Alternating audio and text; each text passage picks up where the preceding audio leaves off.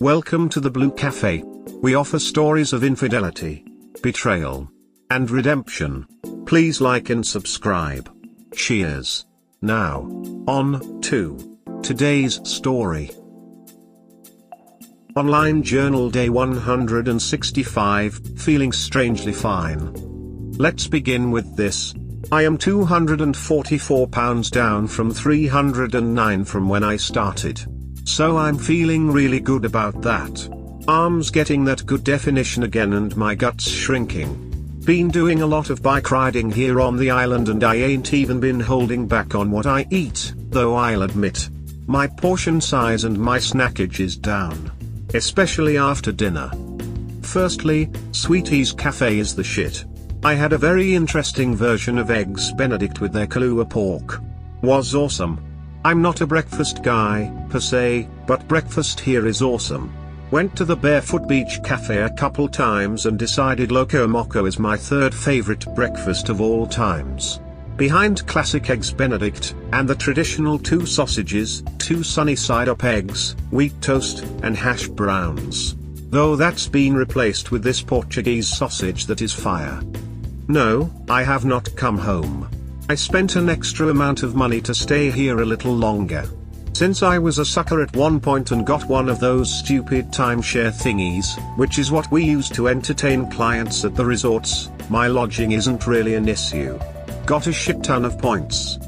After 2 weeks I brought Amy up. It's been she and I with no work and just us for a while. It's been fun. We always wanted to go to Hawaii together, just never found the time. I spent the last couple weeks not checking on her or her communications, though other dogs still monitoring them. I have recently and it's been pretty pedestrian other than me talking her down from several fits of anxiety. She was starting to believe I just left her and wasn't coming back. People hate Mimi, but there's a reason I've always liked that lady.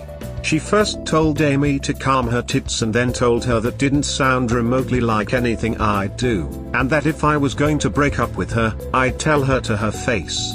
Amy apparently had been drinking alone in the house and wanted Mimi to go out with her, but Mimi told her that drinking wasn't going to help and drinking out and about while emotionally compromised is the quickest way to do something hella stupid. They argued about Mimi accusing Amy of being stupid enough to risk the relationship again, but Mimi told her facts is facts, and she wouldn't be the first girl in her feelings to get drunk and wake up in a worse situation. Amy seemed to get the hint and spent the rest of that time at her parents' instead of alone in the house. If I'm being honest, for a while out here I was like duck everyone back home. Including Amy. Simply put, it just seemed easier. My job can be done anywhere. I can definitely freelance and pick up on a design team or anything, it's no problem. Ghosting everyone would have been beneath me, but don't think that shit wasn't an option. But what eventually got me to miss and send for my wife is the fact that I got hit on by this gorgeous Hawaiian girl. She was literally like everything younger me would have lusted after and I just felt so uncomfortable, though flattered. And I told her I was married, but it was cool to hang out with her and we hung out for a day or two, and she was really respectful when I told her I wasn't looking to have an affair or anything. I didn't feel regret. Or like I passed up on something. Or like damn, if only I were single or younger. I felt like I wish I'd been hanging out with my wife. So apparently sucker that I called her, finally told her where I was and sent for her. Since she was vaccinated and she got the test quick as a hiccup, she was able to fly out. We have been here together for about a week. Though if we want to stay longer we'd have to switch from the aloha laney to the modern. This time with her, just, reminds me that I married her for a reason. She's sweet. She's funny. Her ass looks great in a swimsuit. She has this Japanese schoolgirl 1-2, cause yeah, she's a bit of a perv, but I like that. I like having conversations with her about nothing in particular. She says she wished she was with me when the Bucks won, she knew I had to be lit as hell. I was lit as duck, Bucks in 6. But, most of all she missed me. I told her I want to believe that. And she just kissed me and said, she'll be by my side until I decide to get rid of her. That she'll just do her best and if I should decide she's not worth it, she'll understand. I don't think she will, but I'm at least appreciative of the sentiment. Anyway, it's almost noon and I'm going to bike to this hot pot place. I'll try to update again soon. I just needed some time. It sounds like you're in a great place. Emotionally and physically. I'm so happy for you. I know the ups and downs come and go, but you needed some ups. Congrats. I have yo-yoed for a few years. Down 60 pounds and gained it all back, but I am starting the process again. It is so motivating to see others succeed. You got this. Good to hear you are doing better. I am really hoping and praying that trend continues and hopefully someday see yours and Amy's stories in r/as one after infidelity. Can her job be done anywhere?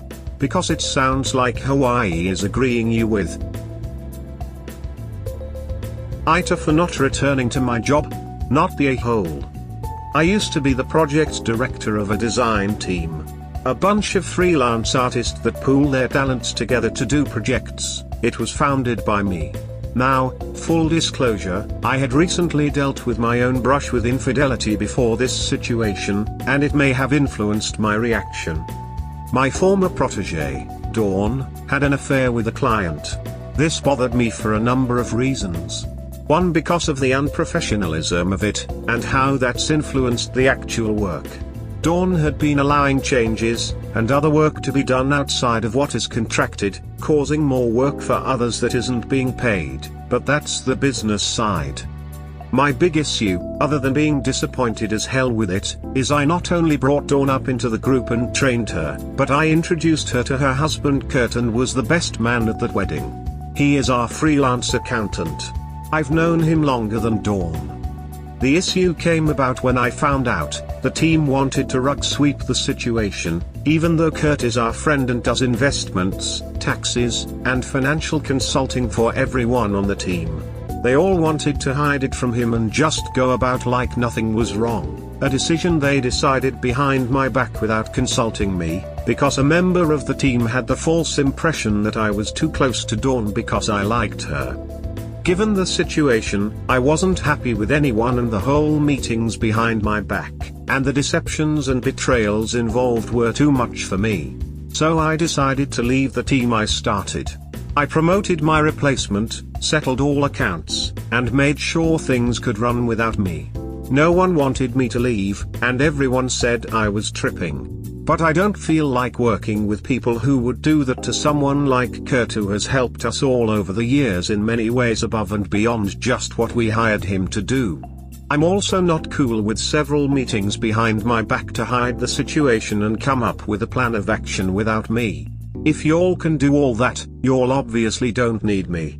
Seems pretty organized to me. I'll bow out gracefully. So I left. But now, a month later, it seems they're losing clients and projects because apparently I'm the person some of these companies and clients trust. I am by no means the most talented artist on my team, but it's the other stuff, the business stuff, that's faltering. I'm being begged to rejoin the team so they don't lose a $30,000 project, but I don't want to work with these people anymore. It's not a work environment I enjoy being in anymore. You got unprofessionalism all around, and I'm not saying everything cause of character limitations, but I definitely feel slighted. A lot of the discussions and decisions was made behind my back, and if they'll let something like that happen to Kurt, a friend and valuable business partner, I just don't trust them. But since I won't come back, people are saying I'm an asshole. Am I? NTA. Having people sneaking around behind your back and conspiring to keep secrets from a key team member is not a safe work environment. Whilst it isn't a deal breaker for everyone, if that is where you set your boundary and feel like you need trust in your teammates to work, you have that right. Out of curiosity, did you tell Kurt about your reason for leaving? I told Kurt everything. Did he stick around, knowing what happened? And did he get divorced? Divorce, though he'd asked me to stay on the team and not fire Dawn. He was worried about her financial situation because of their kid. Also, Dawn is pregnant and it most likely is this other person's child. Yeesh. That is a lot. I can see that they probably do feel like if the person who was directly wronged can bear it, so can you for the good of the team. Still, that will probably be a toxic work environment, with her blaming you for spilling the beans, Kurt angry with her and you mistrusting the team. My opinion hasn't changed. NTA. Getting out of that is probably the better bet. Are you Damien Rice in disguise? Nah, never been that handsome. Op said in another comment that he told Kurt everything. So Kurt is aware of the affair and the fact that the team was willing to lie to him about it. Also, NTA. Op. They showed major ethical/moral issues, and the fact they were willing to hide that makes me wonder what else they'd hide and at what costs they'd take to do it as well. I wouldn't go back either. They made their bed so they could lie in it. Hopefully Op and Kurt have formed a new partnership in a project. I'm sure if clients want Op's services they'll follow Op wherever they go. Kurt is still my accountant and fiduciary. Right now I'm just doing freelance commissions and work while I clear my head on a vacation. NTA. I wasn't happy. So I decided to leave the team I started. All the reasons you need to leave a job. I promoted my replacement, settled all accounts, and made sure things could run without me. More than you were obligated to do, but there are a lot of details missing in settled all accounts, though likely none that would ultimately change the judgment, unless you were actively poaching or viciously badmouthing your ex-team on the way out. No one wanted me to leave, and everyone said I was tripping. They don't get to make demands. If you are not happy, you can leave. See above. In your account, you gave them notice and helped them prepare for life after your departure. That they dropped the ball you handed to them is neither your fault nor your responsibility. My dad always said, work like you're going to be there tomorrow.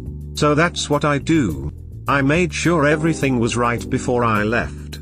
I don't poach clients or projects, because the team exists for things we can't do solo, and I'd never do that. Many clients have asked me if I'm working with a new team or whatnot, and I've told them that the old team is solid. They still have all the skill and talent to complete the projects and they should go with them. Since everyone wants to comment about how I talk about my looks, rant so something I have to admit to people, because people have it twisted and I never really get to say this out loud. I've never been confident about my looks, never. I've never felt that I've been anything more than average or worse.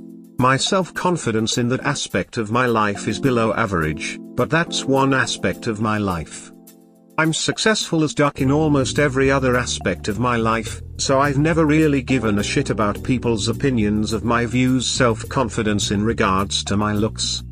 On my own, without working with a team, just freelancing, I make 6 figures doing the same kind of thing I was doing at 3 years old, drawing.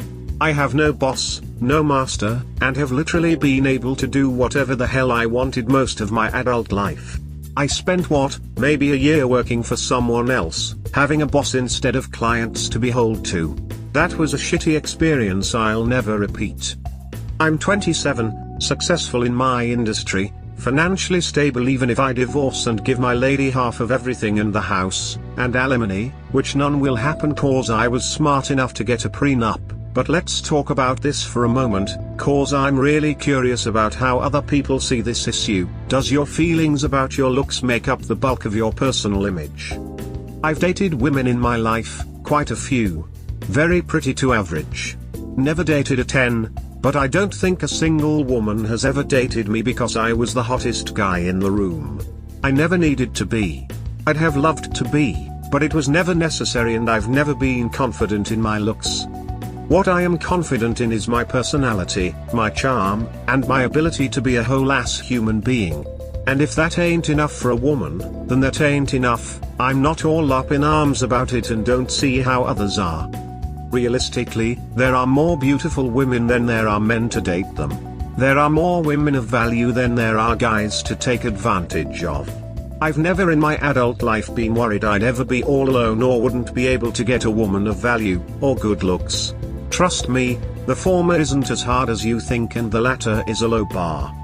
I fell in love with one woman, and though she is pretty, and always has been to me, even though she was a bigger gal back then, that ain't what had me into her. Or any woman for that matter. I'm interested in people who have real conversations, and opinions on the world. I'm interested in people who share my damn interests.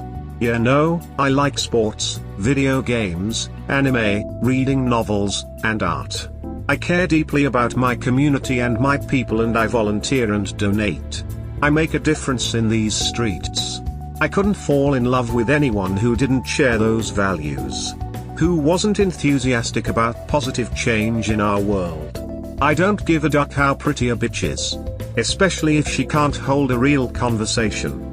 I am not confident about my looks, no sir. But, everything else. Best believe I know my value. I don't give duck if other people don't know it. They don't matter. If you aren't a positive force in my life, I don't see the necessity of appealing to you, especially IRL. Like, I understand both that I am blessed and privileged, and that's why I don't go around whining because I'm not the hottest guy.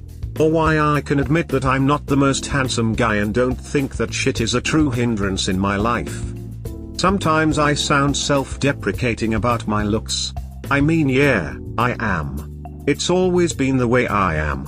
I found out very early that if some asshole said something and you just was like, yeah, I'm cool with that, it got less and less funny for we men constantly accused each other of being ugly. Young girls and teenagers are brutal for that one. I just got in the habit of being like, I am. And it kind of just stuck. I've never once thought it held me back.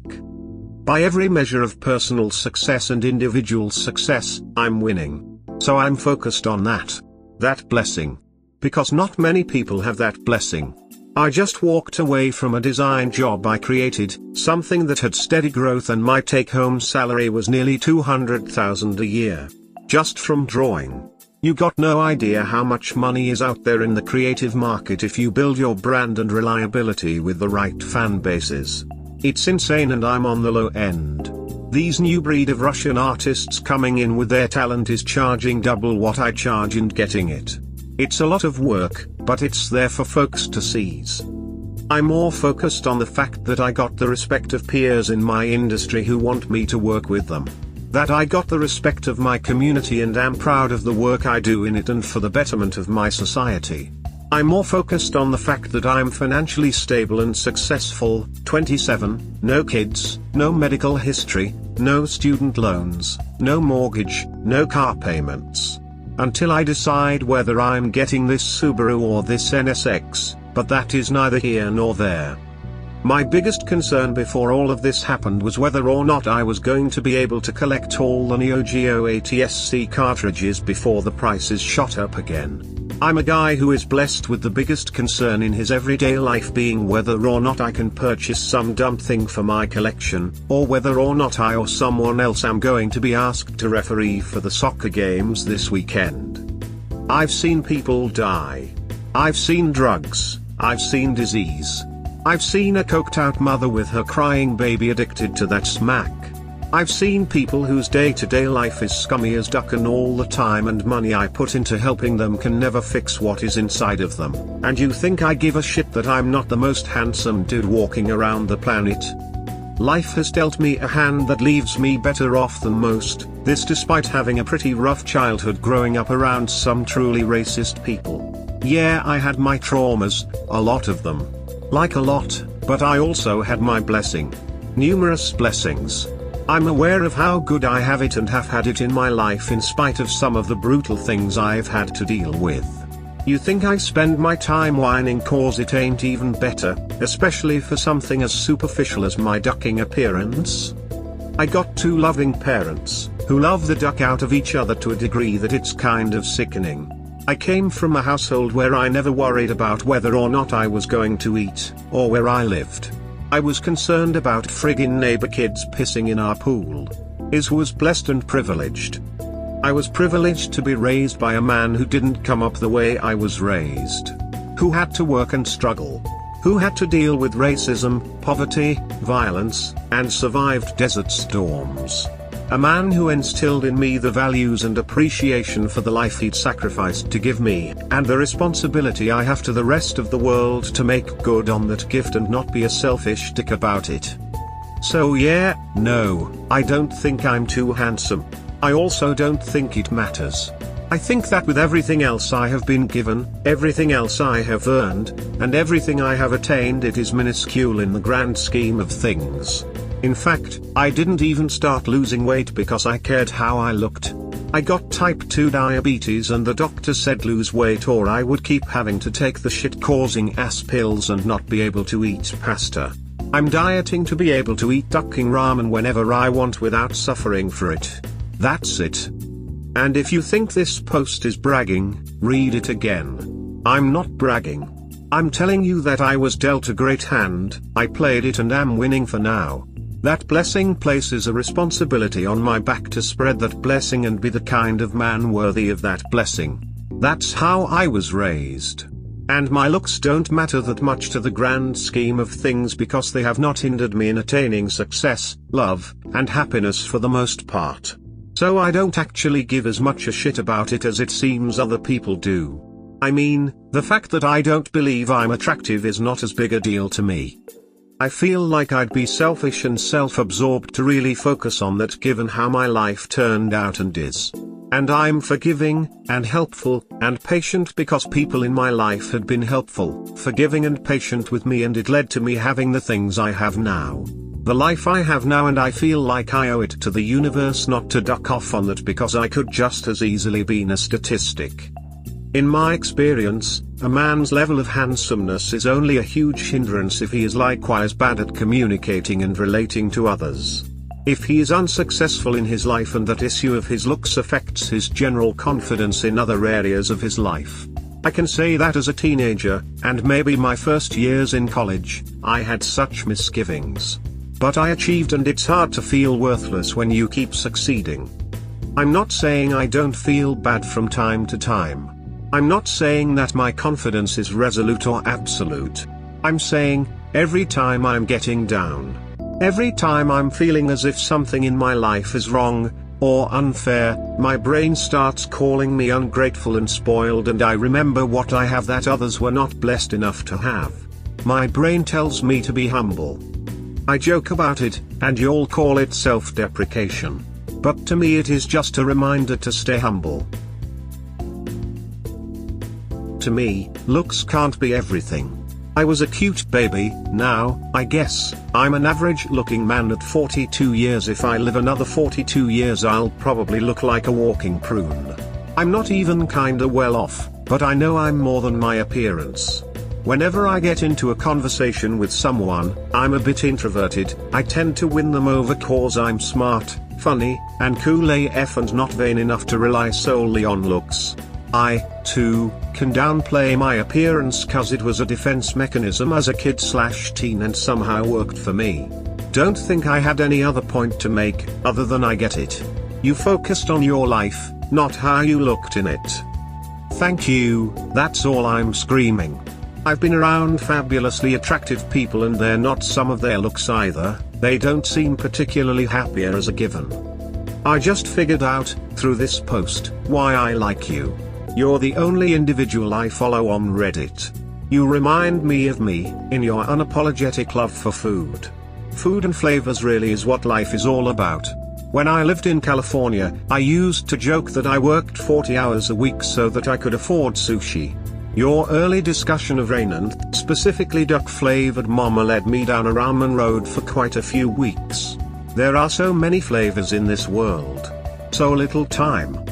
It's true, when I get to my target goal I'm gonna celebrate with a bowl.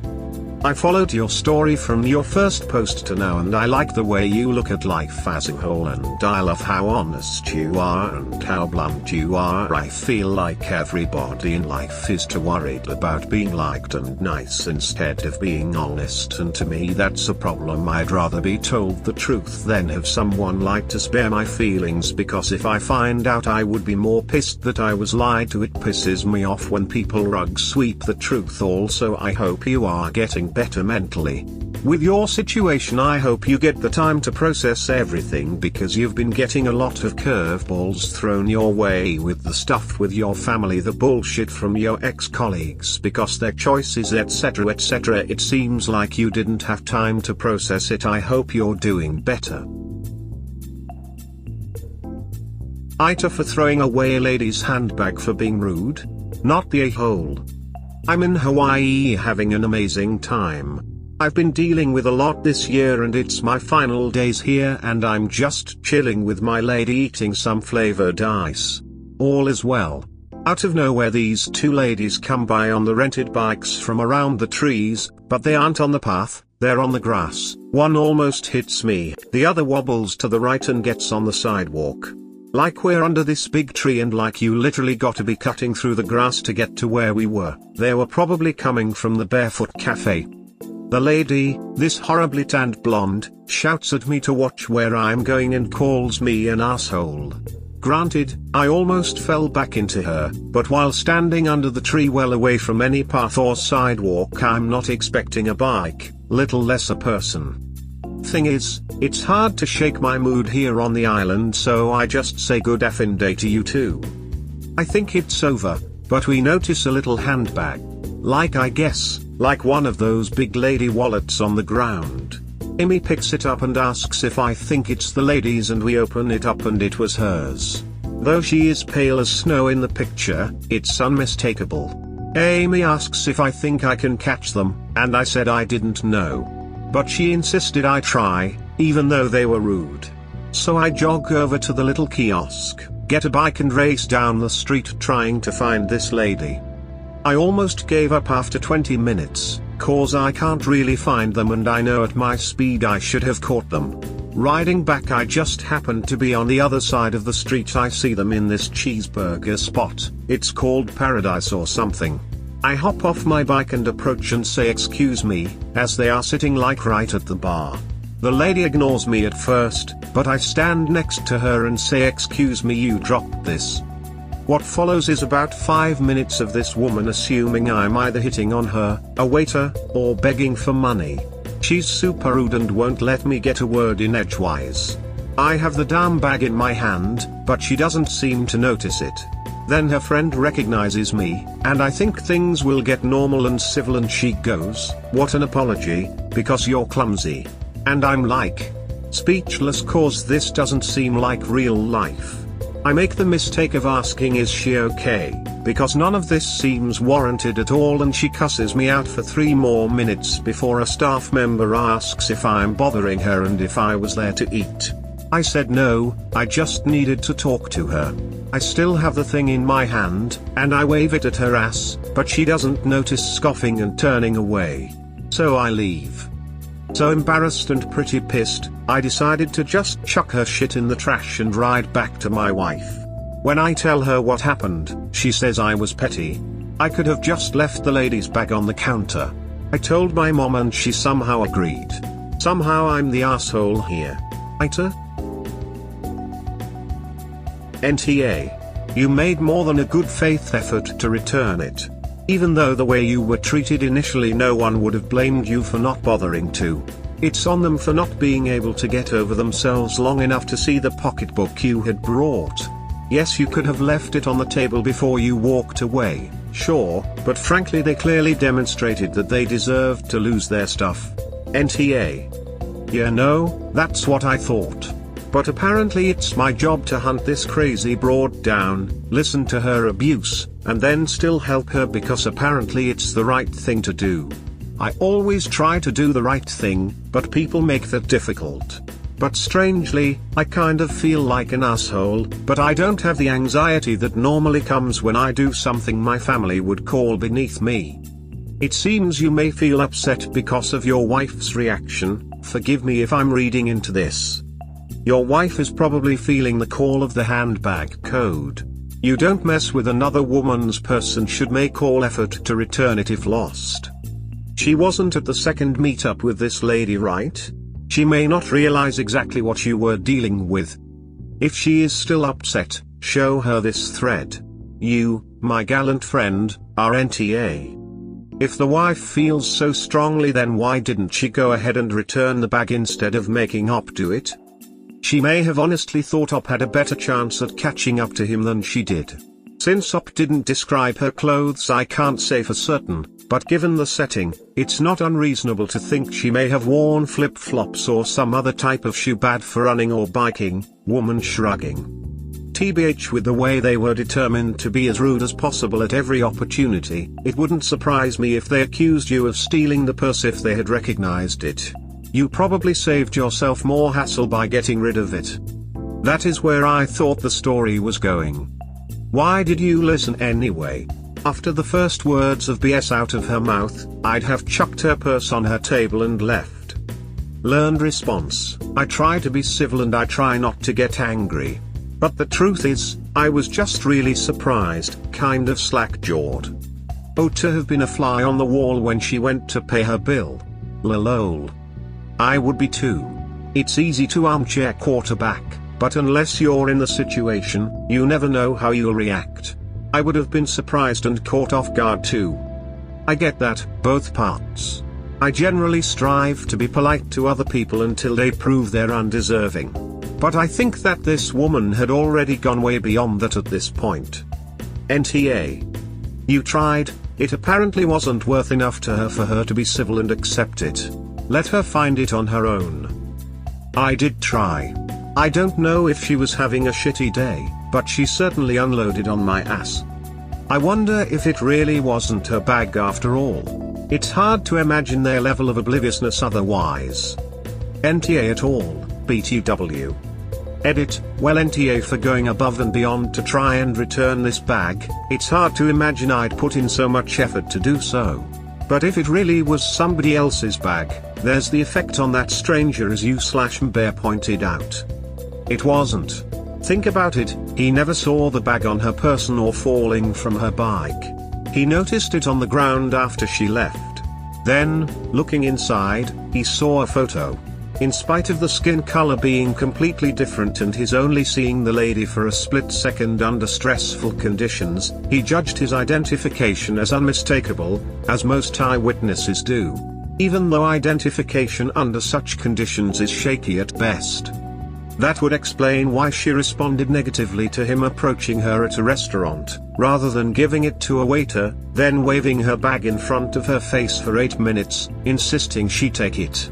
It wouldn't be hard to return a bag to someone who it actually belonged to, but it would be hard to return a bag to someone who just read about found wallet travel scams and had a stranger come up to her out of nowhere, claiming he found her bag, and refusing to leave. So it's pretty likely that he threw some innocent stranger's bag in the garbage to get back at some drunk blonde for nearly running him down, then not understanding what he was talking about when he didn't even understand himself. That's why you don't throw away handbags, and that's why Op is TA. I just need to know, did she have an out-of-state ID, suggesting she needs to get back home from vacation? If so, you need to post this on r/petty revenge because it's a beautiful tale. She was from Illinois. Uck. We don't claim her. Ooh, the plane ride home. No ID. In that case, please keep her ID, we don't want her back. XD. One thing I hate hearing. I'm just going to say it. Every time I hear some woman tell any man, they hate women, I sigh and roll my eyes. Nothing that comes out of that person's mouth from that point on is ever taken seriously. I would feel the same way if a man said something like this, and they do. I especially hate it when you hear it in response to an insult or strong language hurled at a particular woman who you are angry at, because it's a double standard. It's a real double standard. When a woman is mad at a woman at her job, she doesn't go, "This lady, that woman, that rude individual." She goes, "That BTCH. That BTCH got me fed up, that BTCH did this or that." They are not using respectful language to refer to a particular woman they are angry with. When they refer to men they are angry with, they use colorful language. I don't have to get into it, but they all kinds of a-holes, limp DCK this and that, and whatever venomous word they can think of because of their individual experience with that man. Men are no different. If a man infuriates us, does something, we got colorful language for them. And when a woman does the same thing, guess what? Equality, we don't refer to them as blessings or children of God. Our vernacular when we refer to anyone of any gender we are angry with does not equate to you hate that gender. That's just stupid. And I am trying real hard to not associate this behavior with women trying to co-opt racial issues for their gender issues, because similar is not the same. If I'm mad at a white guy, I can call him all kinds of things without bringing out the colorful racial language, even though as a black man we have a habit of making note of everyone's race when we tell a story. I'm not about to pretend there aren't assumptions. Sometimes a guy is white and did something spectacular we would never expect. The fact that the guy did a 360 dunk over some dude and he white is noteworthy. Likewise, we encounter a stop and the cop is really cool or a real dick, we make note of the race. And for any white people up in arms about that, we're more afraid of black cops than white ones. Because they go harder to prove they are down with blue. Either way, we can make a note of a person's race even in anger without resorting to negative racial slurs. As can white people. I've seen it, I see it a lot. It's actually far more common than the alternative in my experience. There's just more shit to call another human being than using racial slurs, and to be honest they seem lazy. Now gotta be honest. I don't think a woman feels bad at all calling men assholes or bastards. They don't think twice about calling us just about anything when they're angry. Does this mean they hate men? No, that's ridiculous. Also, we as men know that when a man is being an ass, or a prick, or any of the colorful euphemisms that are specifically lobbied at us in regard to our behavior, that's specifically based on our perceived behavior. The kind of man we're behaving as. When a woman starts acting in a certain way, and one of those colorful words is used on her, it's usually because of their behavior. Now I will grant you that in certain subcultures, especially in the black community, the word BTCH gets thrown around a lot just in general. But that's a subculture, and it's used that way by both genders to refer to both genders. Though when it's used against a man in a specific way, it's a lot more loaded. Either way, if you have a bad experience with some Karen in the wild and you're retelling the story and you refer to her as a BTCH and someone tells you, you must hate women, they're probably stupid. Just my thoughts on the matter.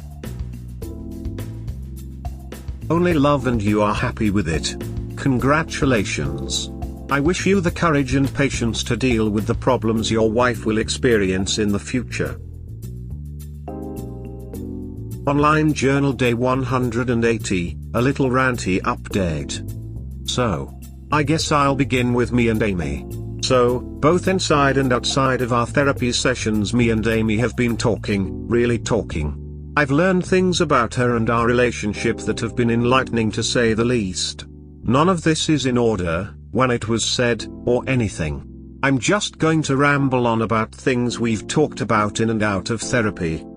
Firstly, though I've seen all the texts and stuff with the fan, there's no way I could know what they talked about on the phone. I thought I didn't really want to hear it, given the sexual nature or such conversations, but that's apparently not what happened, not really. Yeah, there was phone sex, but mostly, ego stroking. The guy asking her questions, listening to her ramble, and then just telling her everything she wanted to hear. She spoke about how she was aware that he wanted her for sex and that he was willing to pay, but that wasn't what she was there for. She cried when she said that she felt pathetic, because she just liked feeling special and interesting, and that the guy was so into her. She said she knew she wasn't into him and that she'd never go meet him or anything. He could be a murderer or something, or she could be sex trafficked. She just enjoyed the attention. She was aware that she was using him for her own emotional gratification, and she thought since she had no intention of actually doing anything, that it wasn't that bad.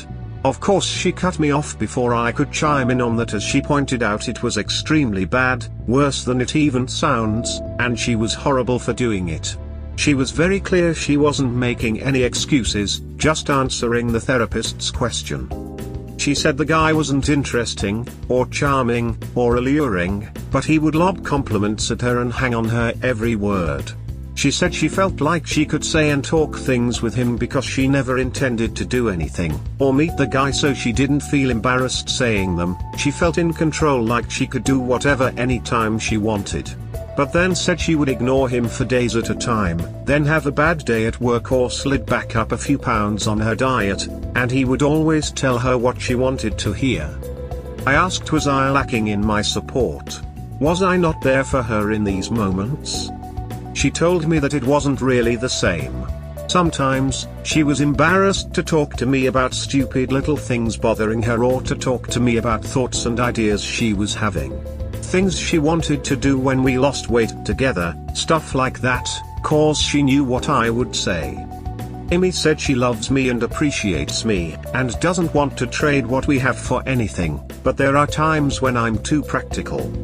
She talks to me about a situation. I listen and then go at it like a math problem. I always come up with ideas or answers, and most of the time if it's a problem I can solve, I solve it for her. She says, my eyes light up when she has a practical solvable problem, because those are things that I understand. She says sometimes she just wants to bitch and complain, or be told, oh yeah, you can totally rock that Miranda cosplay from Mass Effect. Instead, I apparently look at her and make suggestions on how we can meet that goal and start looking for people who design such outfits. She says sometimes she feels like an obligation, like all the little charity cases and strays I attract, but she doesn't want to be the beneficiary of my need to do what my dad would do, because apparently that's my justification for helping people or being a good person. She says I'm kind of the same person to everyone, even some folks who don't deserve it. It kind of makes her feel like just an accessory in my life. Like she's never been my partner or even a sidekick. She feels like a passenger with very little to offer me. I said I don't need her to give me anything other than what I've asked, which given our situation, trust, fidelity, support. She's come up short. But that's not something I said out loud. She then said that being around me is sometimes discouraging. Amy said that I've always been stable and I accomplished things. That I've lived an interesting life and I've been places, experienced things. She says she felt small talking to me a lot of the time because I can tell stories about the time our car broke down in a blizzard and me, Bast, and Dad had break into an abandoned gas station. Or how we went backpacking in Michigan and my sister and I got chased for a mile by angry geese. She said she never felt interesting or appealing around me, and always thought I was placating her when I act with enthusiasm, as she told some lame mundane story or other about her ultra-boring childhood. I'd like to say she's wrong, but some of those stories were boring, and I'll admit that and did. But I was interested because they happened to her and it gave me perspective. Also, I don't need her to have gone to Japan or busted her nose trying to swim in Jamaica. I'd love to share those experiences with her, but her already having experiences like that don't really bother me.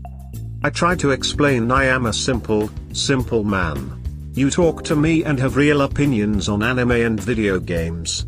That's very important to me, cause that's kind of something I'm very into. God bless her soul, she tries to know who the players are on the sports team and be properly infuriated when there's a bad call in the Packers game. Yeah, I had to teach her to cook. Drag her ass out of the house to actually do stuff other than play Mario Kart and watch Dr. Pimple Popper or whatever gross weird thing she's watching on YouTube, but she came. She went out, she went conventions and trips with me. She learned some stuff about fishing and camping and stuff, though she refuses to do that latter. And we enjoyed being foodies before the dieting thing happened, by the way down to 236 FYI. I countered by saying that the issue is that she doesn't have goals and is spent her life largely content to let the water pass her by. She wanted to learn how to make jewelry. I purchased the stuff and classes, we went together.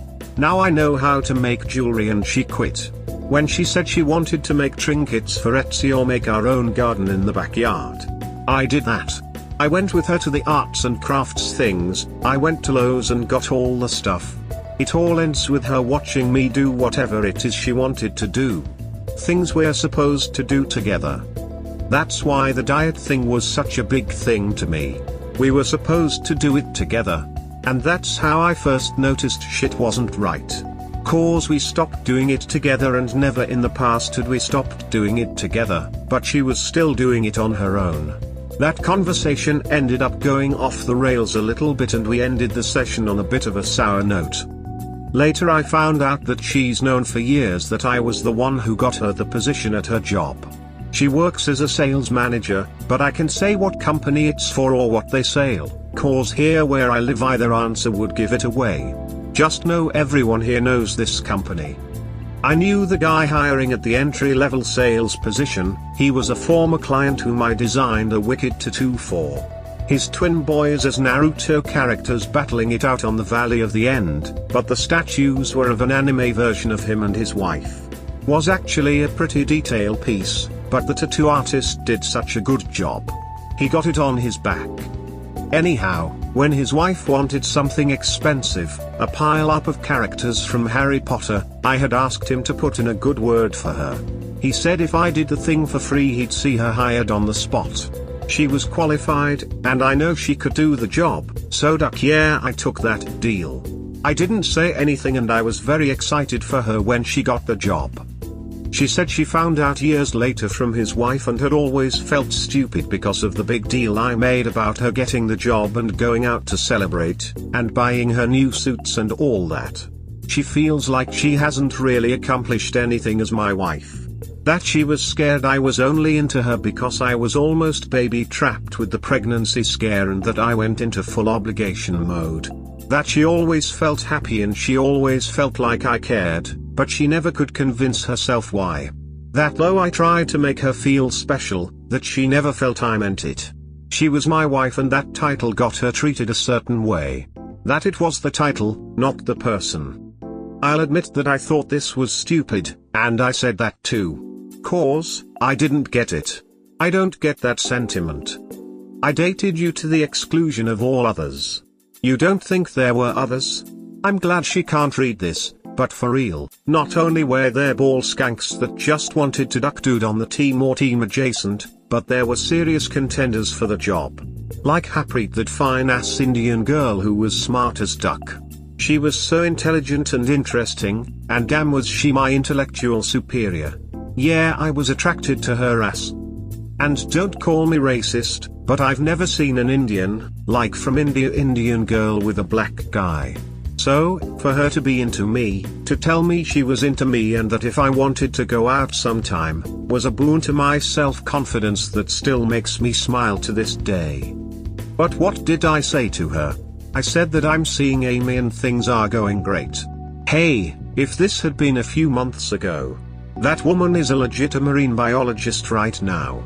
Talk about someone who did interesting shit in her life. But she was not Amy. And, if we're being honest, was still more attracted to Amy. Yes, since I don't have to say this in front of her, or to her face, yes, ducking my ex was objectively hotter, yes, Harpreet was objectively hotter. Hell, even that damn half-black, half-Brazilian chick with the stupid big boobs and the huge gap in her teeth was effectively hotter, but none were more attractive to me. Someone before said something to me when I said I had a type.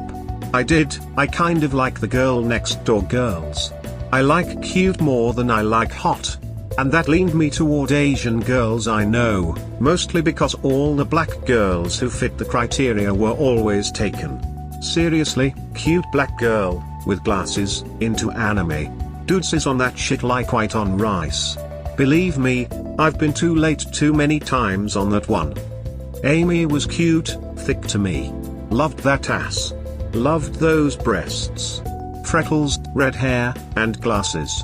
Don't at me, girls in glasses are ducking sexy. Her sister, my ex, none of the rest of them wore glasses. And yeah, you can call it a fetish, duck you, I'm not ashamed. My wife has maybe $5,000 worth of different glasses because I'm just into that shit.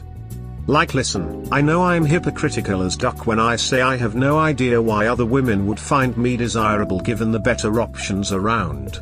And let's be real, I ain't ugly. Not really. No, I am worse, I am painfully average. forgettable. The guy in the stock photo that you forget was there and be like, oh yeah, there were two black guys. Until open my mouth, then apparently I have value. Generally I feel like you don't know what a man's like until you give him a shot, and I feel like a woman can give a shot to any number of men before someone like me. I might be gold once you get me, but trust me, the cover package on this product it's not bad.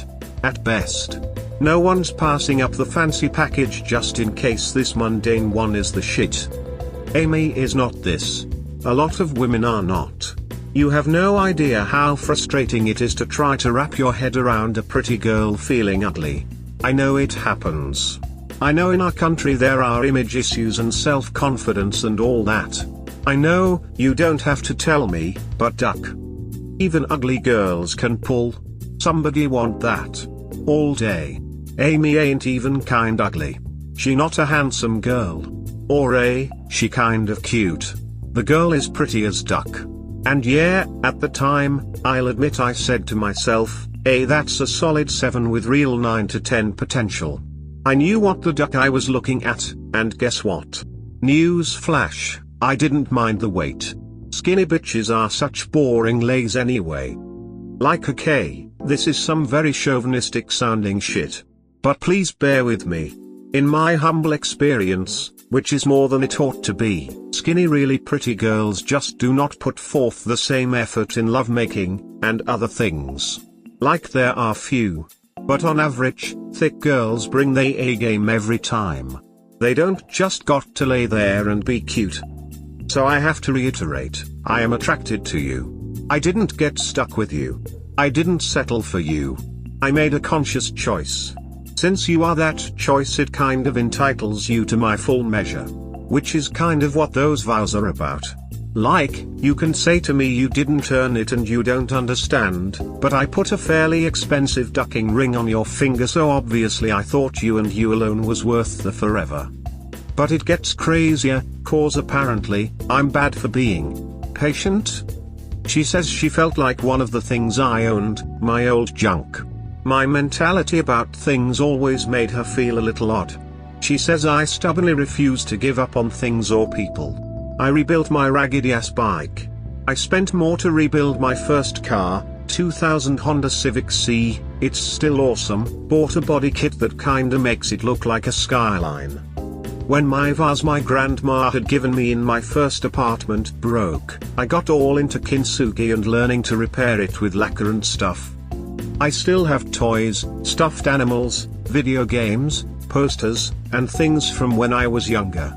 Learned to sew so I could repair all the Fraggles and Shirt Tails plushies I had.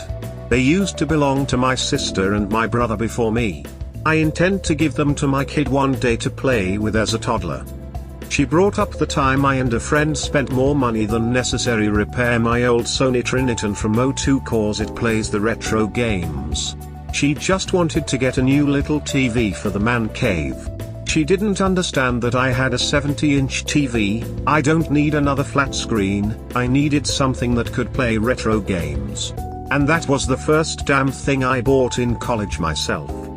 She says she'd always been scared she was just another obsolete thing in my life that I maintained and cared for out of nostalgia or obligation. I cannot express to you how exhausting that statement made me feel. Like she's not listening to me. I tried to explain to her that it is my hobby and some of those things have huge sentimental value to me. And a person isn't a thing. She says I'm going to wake up one day and realize that nobody can compete with me. That I won't let them. She has a job, she makes good money. I pay all the bills. I tell her I don't pay for her mother's ridiculous ass car bill, or for that stupid lawn maintenance service when I have perfectly good lawn mower. But she says that's not the point. She says the point is I make people feel less. That I'm not trying, but I do. She says the only person I differ to is my dad. She says I have to pay the bill when we're out with friends or stuff. I have to come up with some grandiose thing to do or gifts or whatnot. She says if she lets me in the kitchen while she's cooking, I'll just start doing everything myself. She says she was afraid I didn't need her, and I promise I tried to be diplomatic, but that didn't go well. I said I don't need you. We aren't together because of a need. Because I just so happen to be bound. This is a choice that up until you went batshit crazy, I was happy with. Now I'm like, everything I've done to make you happy has alienated you. What the hell am I supposed to do with that? You think I'm too patient and too nice with other people and they take advantage, but you don't want me to apply that kind of thinking to you and your heinous action. I was raised to be a man that takes care of his family and home. You telling me I'm wrong for taking care of my responsibilities, for making sure you want for nothing. That's my ducking job. How the duck am I getting taking to task for doing my job? And here's something, you got money. You got all kinds of money. If you want to do something grandiose or like, I don't know, pay bills, I guess, you can pay in advance or beat me to it or something. I don't get that. Who the duck wants to pay bills? How is that an issue? How is it an issue that you present me with a problem and I solve it? And now you feel like, oh, you're not equal or pulling the same weight in the relationship. Who gives a duck? I hate to sound crass, but I'm so tired here. Suck my dick, duck me, talk to me, make an effort to get into my hobbies as I make an effort to get into yours, feed me, rub my back, and get me glass of water. Oh, and from time to time try some of the more exotic dishes I cook. Made a whole goose, she wouldn't even try it. This is all I require of you. Other than like fidelity and ducking the basic relationship shit. All of that other shit that you think are lacking, I didn't ask for and I don't need.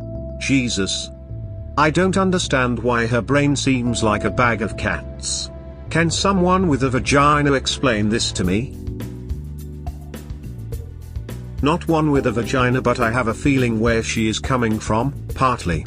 She sees you, successful, independent and someone who takes care of everything. She on the other hand, she is there.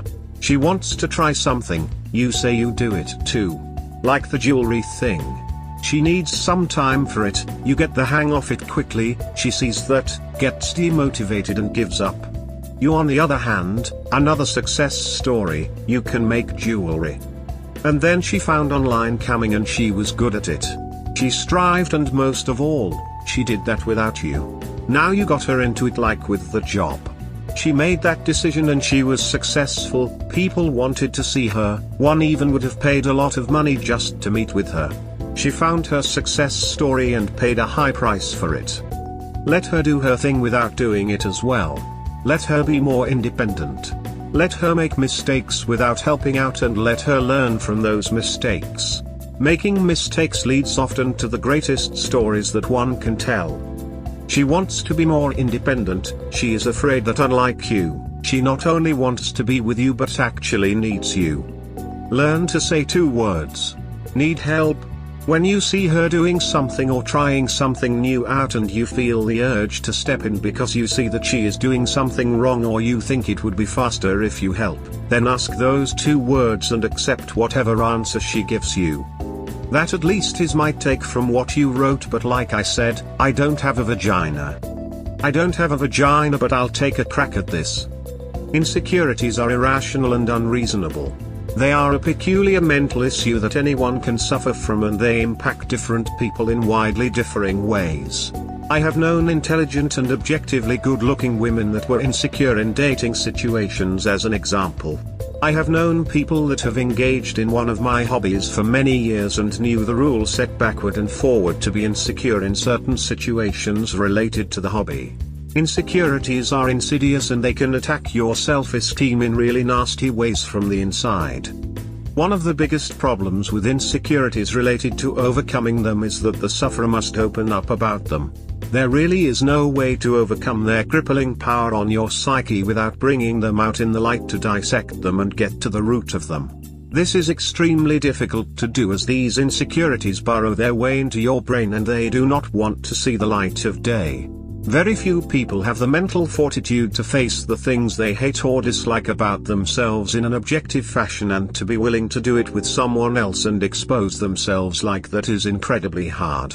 I believe this is one of the main impetus for people that choose to cheat on their spouse rather than seek treatment for their internal problem that causes them to look for outside validation. I think you have such a difficult time understanding this concept because you do not have this internal conflict with examining what you feel are your own shortcomings. Try and think of it like this: people who just get calculus have a really difficult time trying to understand what you don't get about it. It makes sense to them, so they have no frame of reference for it not making sense to them.